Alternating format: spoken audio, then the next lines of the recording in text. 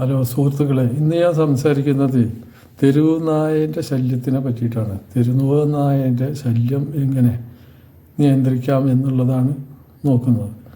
തെരുവ് നായയ്ക്ക് വേണ്ടിയിട്ട് ഗവൺമെൻറ് 98.83 കോടി ഉറുപ്പിക പാസ്സാക്കിയിട്ടുണ്ട്.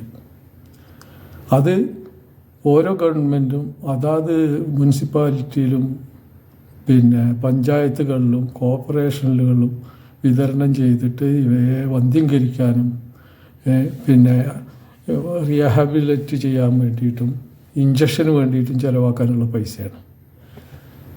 കഴിഞ്ഞ 2 വർഷത്തിൻ്റെ ഉള്ളിൽ ആകെ ചിലവാക്കിക്കുന്നത് 2 കോടി ഉറുപ്പികയാണ്. ബാക്കി പൈസ മുഴുവൻ അവിടെ കിടക്കണം. ഇത് സത്യമായൊരു കാര്യം ഇങ്ങനെ നിലനിൽക്കെ ഇതിനെ പറ്റിയിട്ട് നമ്മളെ പഞ്ചായത്തിലോ മുനിസിപ്പാലിറ്റിയിലോ കോർപ്പറേഷനിലോ ഒന്നും പ്രവർത്തിക്കുന്നില്ല.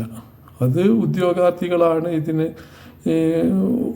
അവിടെ ജോലി ചെയ്യുന്ന ഉദ്യോഗാർത്ഥികളാണ് ഇതിൻ്റെ അടിസ്ഥാനപരമായിട്ട് ഫണ്ട് പാസ്സാക്കേണ്ടതും ചെയ്യേണ്ട കാര്യങ്ങളൊക്കെ. ഇതിനനുസരിച്ചിട്ട് നമ്മൾ പ്രതികരിച്ചിട്ടില്ല എങ്കിൽ നമ്മളെ മക്കളെ സ്കൂളിൽ പറഞ്ഞേക്കാനോ അല്ലെങ്കിൽ എന്തെങ്കിലും ഒരു ആവശ്യത്തിന് പുറത്ത് പറഞ്ഞേക്കാനോ പറ്റാത്തക്ക വിധം ഇവരുടെ ശല്യം കൂടിക്കൊണ്ടിരിക്കും. അപ്പോൾ ജനങ്ങൾ അതിന് പ്രതികരിക്കുക വേണം. ഫണ്ടില്ലാഞ്ഞിട്ടല്ല ഇത് ചെയ്യാത്തത്. ഇത് ജനങ്ങളെ ദ്രോഹിക്കാൻ വേണ്ടിയിട്ട് മാത്രമാണ് ചെയ്യുന്നത്.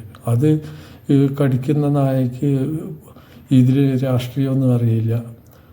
ഇത് ഇടതുപക്ഷത്തിൻ്റെ ആണോ കോൺഗ്രസിൻ്റെ ആണോ BJPൻ്റെ ആണോ ലീഗിൻ്റെ ആണോ മക്കൾ നടന്നു പോകണമെന്നും അറിയില്ല. അവരെല്ലാ ആൾക്കാരെ കണ്ടാലും കുട്ടികളെ കണ്ടാലും കടിക്കും.